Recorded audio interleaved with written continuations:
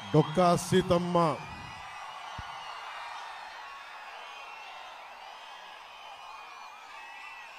సీతమ్మ పుట్టిన నేల, జగన్నాథ పండితురాయలు అలంకార శాస్త్రం, తర్కశాస్త్రం ముంగండ గ్రామంలో పండిత గ్రామంగా పిలిచే అలాంటి మహాపండితులు పుట్టిన ఈ నేలకి మనస్ఫూర్తిగా ప్రతి ఒక్కరికి హృదయపూర్వక నమస్కారాలు. ఉపన్యాసం ప్రారంభించబోయే ముందు ఈ రోజున ఈద్ ముబారక్ ముఖ్యంగా తెలుగు రాష్ట్రాల్లో ఉన్న ఇస్లాం మతాన్ని పాటించే మా తోటి సోదరిమణులకి సోదరులందరికీ రంజాన్ శుభాకాంక్షలు. మా కూటమి తరపున, భారతీయ జనతా పార్టీ తరపున, తెలుగుదేశం పార్టీ తరపున, జనసేన పార్టీ తరపు నుంచి మీ అందరికీ ఆంధ్రప్రదేశ్లో, తెలంగాణలో, ముఖ్యంగా ఆంధ్రప్రదేశ్లో ఉన్న మా ముస్లిం సమాజం అందరికీ కూడా రంజాన్ శుభాకాంక్షలు తెలియజేస్తాం. అలాగే ఈ రోజున బీసీలకు వెళ్ళిపోయిన సామాజిక న్యాయం గురించి నిరంతరం కృషి చేసిన కృషివలుడు జ్యోతిబా పూలే జయంతి. అలాంటి ఆయన జయంతి రోజున అందరం బాగుండాలి, బీసీలకి సాధికారత రావాలి. అది కూటమి ద్వారా సాధ్యం పడుతుందని మీ అందరికీ తెలియజేసుకుంటూ ఒకసారి జ్యోతిబా పూలే గారికి మనస్ఫూర్తిగా ధన్యవాదాలు తెలియజేసుకుంటున్నాను. కలహాల సీమ కాదు, ఇది ప్రేమ సీమ, కొబ్బరి సీమ. కొబ్బరి నీళ్ళు ఎంత మాధుర్యంగా ఉంటాయో, ఎంత మధురంగా ఉంటాయో, అలాంటి లేత మనస్సు ఉన్న ఈ కోనసీమని జగన్ వచ్చి కలహాల సీమగా చేయడానికి ప్రయత్నం చేశాడు. మీ అందరి సహకారంతో ఆ రోజున మేమందరం ఉండి ఈ కలహాల సీమ కాకుండా, కొట్లాట సీమ కాకుండా 2.5 లక్షల ఎకరాల హెక్టార్లలో కొబ్బరి తోటలతో నిండిపోయిన ఈ అందాల సీమని తిరిగి ఆ ప్రేమ సీమగా మార్చుకోవడానికి మేమందరం సాయశక్తిలా కృషి చేశాం. భవిష్యత్తులో కూడా కలహాల సీమ కాకుండా, కొట్లాట సీమ కాకుండా ప్రేమ సీమ ఉండాలి. అన్ని కులాల మధ్య, శెట్టి బలిజలు కానీ, కాపులు కానీ, మాలలు కానీ, మాదిగలు కానీ, క్షత్రియ సామాజిక వర్గం, వాడ బలిజలు, మత్స్యకారులు, అన్ని బీసీ వర్గాల్లో ఉన్న సంఖ్యాబలం లేని 127 కులాలు అందరికీ కూడా, ముస్లింలకి, క్రిస్టియన్ మతాన్ని పాటించే ప్రతి ఒక్కరికి కూడా ఇది అందరం అన్యోన్యంగా ఉండాల్సిన సమయం ఇది. ఇందాక 4 దశాబ్దాల రాజకీయ దురంధరుడు మన తాడేపల్లిగూడెం సభలో చెప్పాను, క్లేమోర్ మైన్లు ఆయన వెళ్తున్న బండిని లేపేస్తే కింద పడి చొక్కా దులుపుకొని ఏమాత్రం భయం లేకుండా మళ్ళీ ముందుకెళ్ళి దశాబ్దాల పాటు రాజకీయాన్ని నడిపిన ఒక రాజకీయ దురంధరులు శ్రీ చంద్రబాబు నాయుడు గారు. అలాంటి వ్యక్తి ఈ రోజున మేమందరం కలిసి ఎందుకు వచ్చాం మీ ముందుకంటే, ఇది నిన్న సభలో కూడా చెప్పారు, ఒక దేహానికి ఒక రక్తనాళం సరిపోదు, ఒక దేశానికి ఒక నది సరిపోదు. త్రివేణి సంగమం లాగా భారతీయ జనతా పార్టీ, తెలుగుదేశం, జనసేన, ఆంధ్రప్రదేశ్ 5 కోట్ల మంది ప్రజల్ని కాపాడటానికి త్రివేణి సంగమం లాగా మేమందరం కూర్చొని మీ భవిష్యత్తు కోసం అండదండలుగా ఉండాలని చెప్పే ఈ అలయన్స్ని ఏర్పాటు చేశాం. మీకు భవిష్యత్తులో ఉపాధి అవకాశాలు కానీ, ఉద్యోగ అవకాశాలు కానీ, ముఖ్యంగా మన 2.5 లక్షల హెక్టార్లో ఉన్న ఇక్కడ ఉన్న విశాలమైన కొబ్బరి తోటల్లో కనీసం ఒక కోకోనట్ బోర్డు ఇప్పుడు దాకా మనం ఏర్పాటు చేసుకోలేకపోయాం. అంబాజీపేటలో కొబ్బరి పరిశోధన కేంద్రం ఉన్నా కానీ మన కేరళ తరహాలో లేదా తమిళనాడు తరహాలో దాన్ని అత్యాధునికమైన మనకి దీంతో పరిజ్ఞానంతో కావాల్సిన పరిశ్రమలు నెలకొల్పలేకపోయాం. అలాగే కోనసీమ రైతాంగం క్రాప్ హాలిడే ప్రకటించింది. ఇలాంటి దుస్థితి రాకుండా మా ఎన్డీఏ కూటమి, తెలుగుదేశం, జనసేన, భారతీయ జనతా పార్టీ కూటమి రైతు కన్నీరు తొడిచే కూటమి అవుతుంది మనస్ఫూర్తిగా తెలియజేసుకుంటున్నా.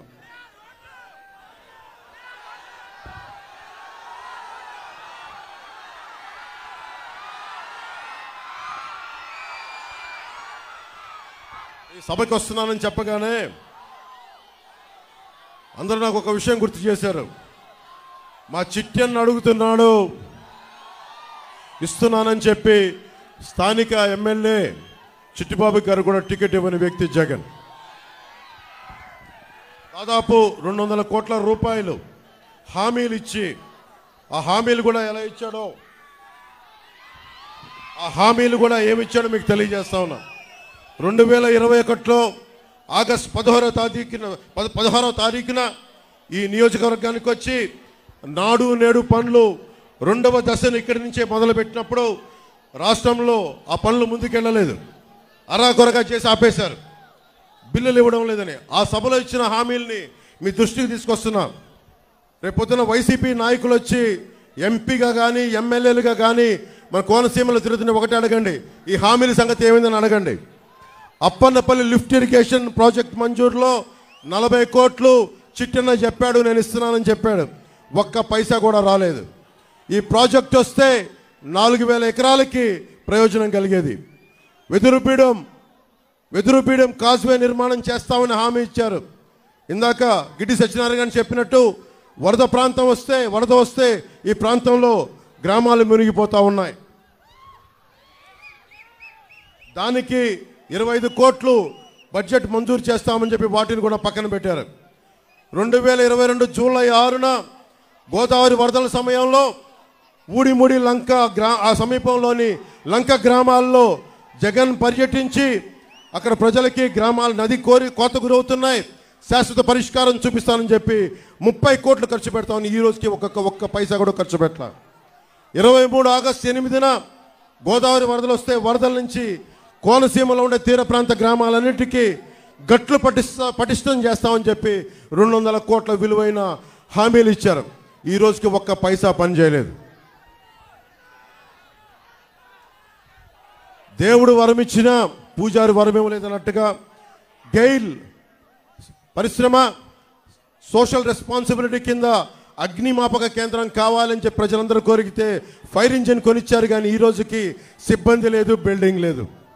ఇలాంటి ప్రభుత్వం మనకి కావాలా? ఆంధ్రప్రదేశ్కి కావాలా? లేదా మీకు ఉద్యోగాలు ఇవ్వని ప్రభుత్వం, ఆడబిడ్డలకి భద్రత లేని ప్రభుత్వం, ధరలని గిట్టుబాటు ధర, రైతాంగానికి గిట్టుబాటు ధర ఇవ్వని ప్రభుత్వం, ఈ ప్రభుత్వం కావాలా లేదా అనేది మీరు ప్రతి ఒక్కరూ ఈరోజు ముందు కాకుండా ఇంటికి వెళ్ళి మీరందరూ ఒక సమాలోచన చేసి మీరు నిర్ణయం తీసుకోండి.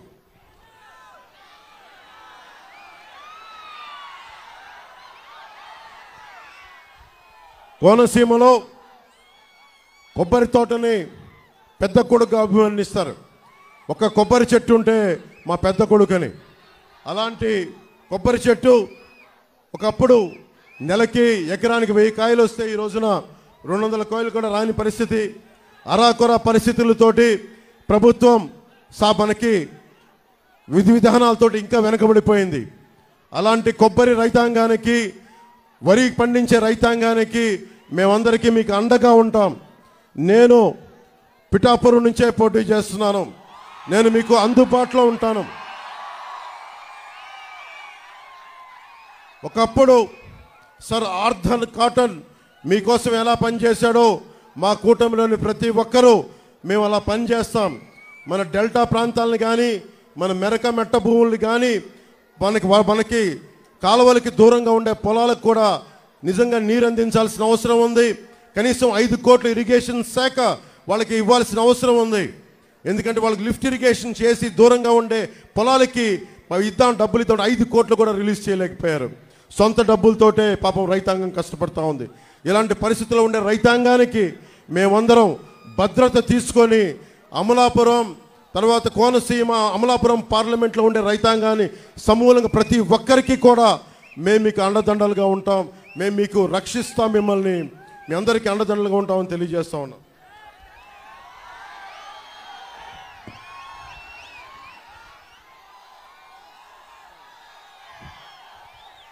నా దృష్టికి ఇంకొక విషయం వచ్చింది. ముఖ్యంగా గంగా బోండాలు అంటారండి, చాలా పెద్ద ఎక్కువ నీళ్ళు వస్తాయి. అలాంటి గంగా బోండాలు ఏ కోనసీమకు అయితే ఉద్దేశింపబడిందో ఆ గంగా బోండాల రకం మొక్కలు ఇక్కడ దొరకట్లా.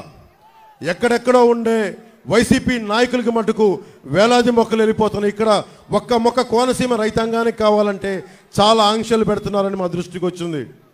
గంగా బోండం, ఈ కొబ్బరి బోండాలు మొక్కలు ఇక్కడ రైతాంగానికి వచ్చేలాగా మేము చాలా బలమైన చర్యలు తీసుకుంటాం ప్రభుత్వం రాగానే.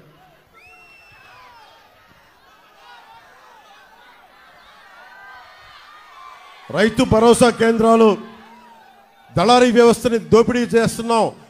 ఆర్బీకే సెంటర్స్ అండగా ఉంటాయని తెలియజేసుకుంటే, ఆర్బీకే సెంటర్స్ కాకినాడలో ఉండే ఒక మాఫియా డాన్ కుటుంబం దగ్గరికి వెళ్ళిపోయినాయి. ఆ మాఫియా డాన్ ఎవరో తెలుసు మీకు. ఆ మాఫియా డాన్తోనే మేము పోరాడుతున్నాం. జగన్ పెట్టుకున్న మాఫియా డాన్ని తగలేసి తరిమేసే వరకు మేము నిద్రపోం. ఖచ్చితంగా వాళ్ళందరినీ పనిష్మెంట్ చేస్తాం. ఖచ్చితంగా చట్టపరంగా వారికి చర్యలు తీసుకుంటాం వాళ్ళందరికీ.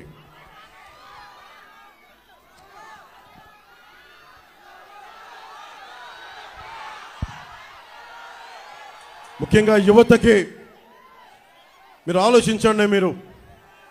మనం కులాలు దాటి, మతాలు దాటి, ప్రాంతాలు, జిల్లాలు స్థాయి దాటి రాజకీయం ప్రయోజనాలు ఆలోచించకపోతే అందరం నష్టపోతాం.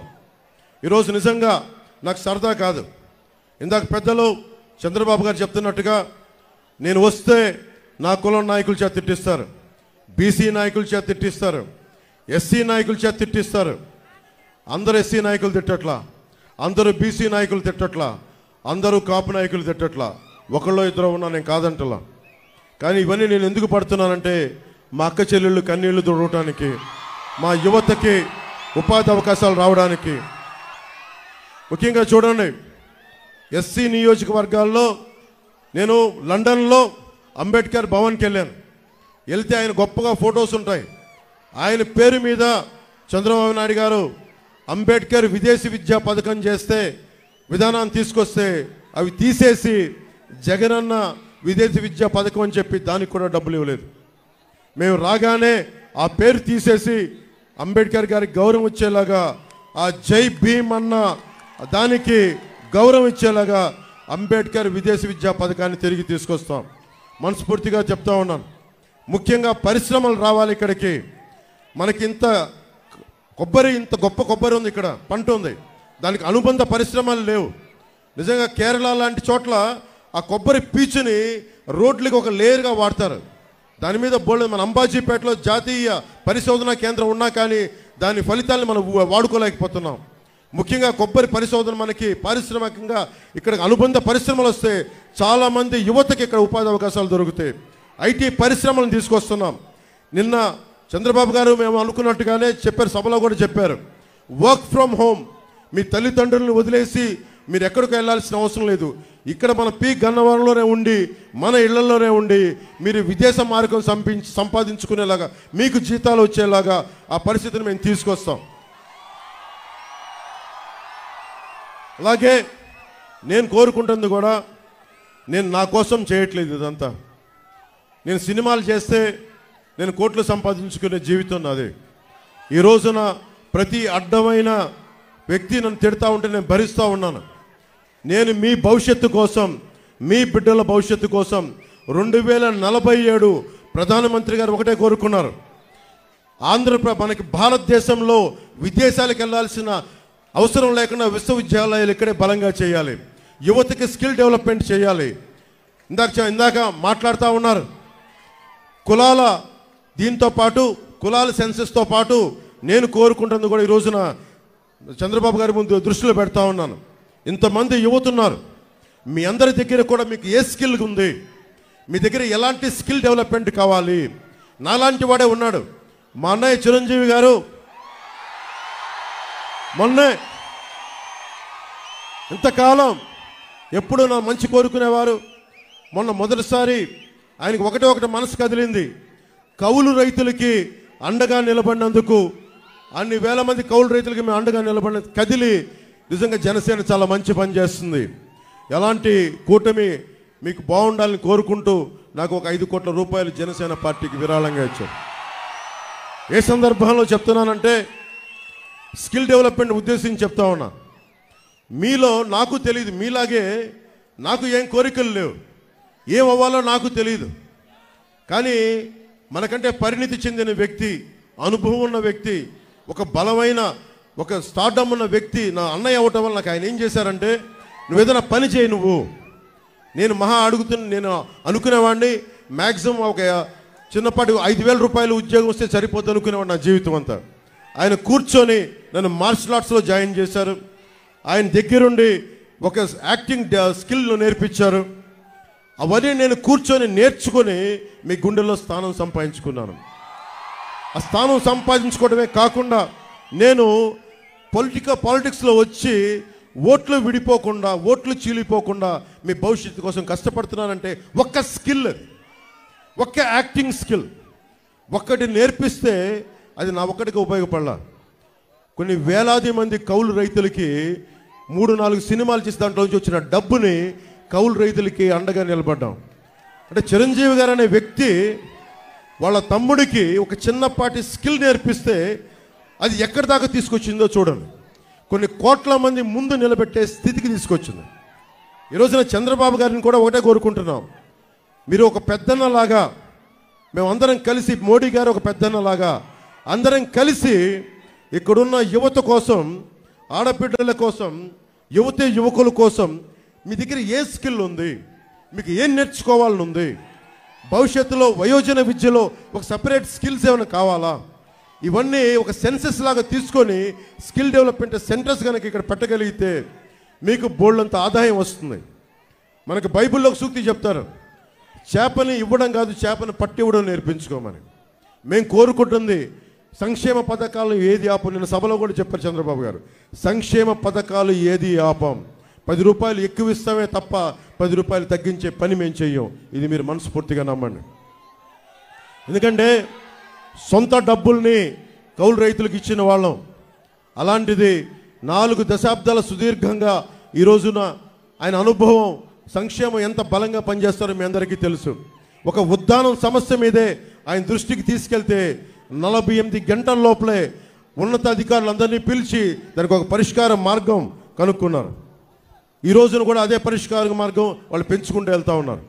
అందుకని నేను కోరుకుంటుంది, నేను ఎక్కువ మాటలు చెప్పను మీకు, దశాబ్ద కాలం నుంచి మీ భవిష్యత్తు కోసం పనిచేస్తూనే ఉన్నాను. దశాబ్ద కాలం 2 చోట్ల ఓడిపోయినా కానీ మీ ముందు నిలబడే ఉన్నాను. ఒక్కసారి అడుగుతున్నాను, ఇంటికెళ్ళి అందరూ ఆలోచించుకోండి. అందరూ ఆలోచించుకొని కూటమికి ఎందుకు ఓటు వేయాలంటే, ఒక దౌర్భాగ్య ప్రభుత్వాన్ని చూశారు, దోపిడీ ప్రభుత్వాన్ని చూశారు, కోనసీమ లాంటి పచ్చడి సీమలో కులాల మధ్య కలహాలు పెట్టే ప్రభుత్వాన్ని చూశారు, సొంత మంత్రి ఇంటిని తగలబెట్టించుకునే ప్రభుత్వాన్ని చూశారు. అలా కాకుండా లా అండ్ ఆర్డర్ కోనసీమలో చాలా బలంగా ఉండే బాధ్యత కూటమి ప్రభుత్వం తీసుకుంటుంది. ఎవ్వరు తప్పులు చేసినా ఎవరిని శిక్షలకి అతీతులు కాదు ఎవరు కూడా. అలాంటి భవిష్యత్తులో అలాంటి లా అండ్ ఆర్డర్, బలమైన లా అండ్ ఆర్డర్ ఉండేలాగా, ముఖ్యంగా అన్ని వర్గాలకి న్యాయం జరిగేలాంటి ప్రభుత్వాన్ని తీసుకొస్తామని మీ అందరికీ తెలియజేసుకుంటూ, నాకు ఈ అవకాశాన్ని ఇచ్చిన నా కోనసీమ ఆడపడుచులకి, అన్నదమ్ములకి, ప్రతి ఒక్కరికి ధన్యవాదాలు తెలుపుకుంటూ, గాజు గ్లాస్ గుర్తు మీద గిడ్డి సత్యనారాయణ గారు పోటీ చేస్తూ ఉన్నారు. పోలీస్ డిపార్ట్మెంట్లో పనిచేసిన వ్యక్తి. ఆయనకి మన కూటమి తరపున, జనసేన పార్టీ తరపు నుంచి గాజు గ్లాస్ మీద పోటీ చేస్తూ ఉన్నారు, గుర్తు మీద పోటీ చేస్తున్నారు. వారిని ఘన విజయంతో, బలమైన మెజారిటీతోటి గెలిపించవలసిందిగా మనస్ఫూర్తిగా కోరుకుంటూ, అలాగే బాలయోగి గారు ఒకటే కోరుకున్నారు, చిరకాల వాంఛ, బ్రిడ్జిలు కలవాలి. మనకి రామచంద్రాపురం నుంచి మన అమలాపురంకి ఇంకా రావాల్సిన బ్రిడ్జిలు ఉన్నాయి, వాటన్ని. అలాగే కోనసీమ వాసులకి రైలు కూత వినిపించాలని తపన అయింది. మా వచ్చే, నాకు ఎంత సమయం పడుతుందో అనుభవజ్ఞులు వారే చెప్పాలి. నాకైతే కోనసీమలో రైలు కూత వినిపించే వరకు మేము అహర్నిశలు కష్టపడతాం.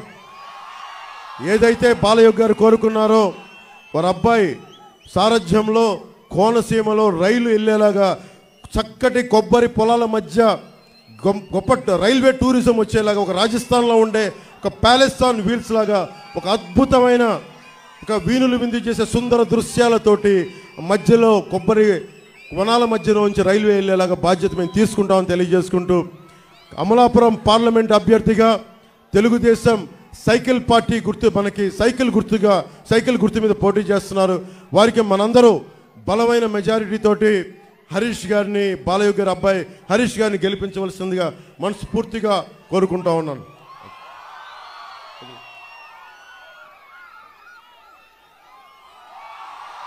మనస్ఫూర్తిగా కోరుకుంటున్నాం.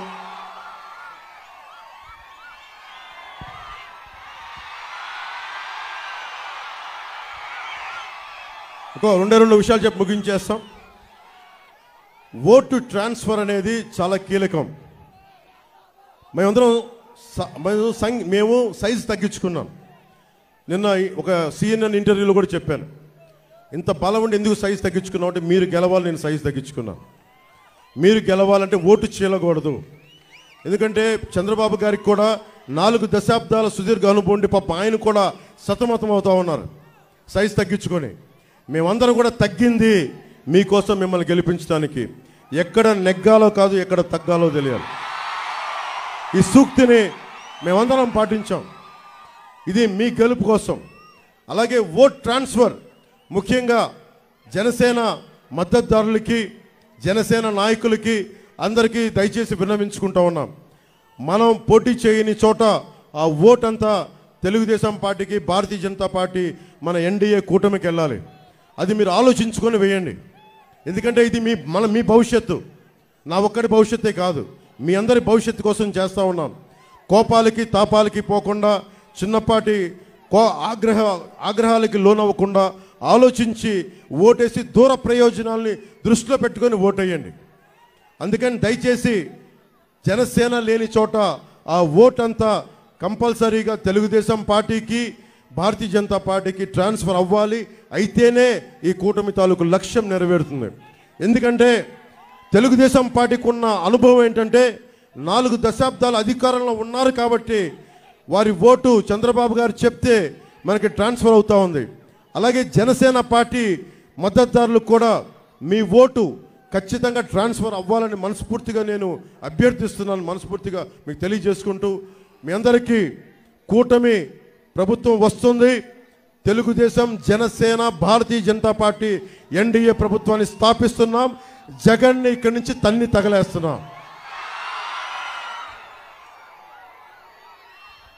ప్రతి ఒక్కరికి ఇంకొక మారు ధన్యవాదాలు తెలియజేసుకుంటూ, మీ విలువైన మీకు సమయాన్ని మీకు ఇచ్చిన ప్రతి ఆడపడుచులకి, అక్క చెల్లెళ్ళకి, తెలుగుదేశం నాయకులకి, మద్దతుదారులకి, జనసేన మద్దతుదారులకి, నాయకులకి, జన సైనికులకి, వీర మహిళలకి, అలాగే ఇక్కడ ఉన్న వాలంటీర్స్ అందరికీ పాపం నలిగిపోతూ మీరందరూ చేశారు. మనస్ఫూర్తిగా మీ అందరికీ ధన్యవాదాలు తెలుపుకుంటూ, అలాగే మనకి వైసీపీ వాలంటీర్స్ కూడా నేను చెప్పాను, మీరు కొద్దిమందే తప్పులు చేశారు.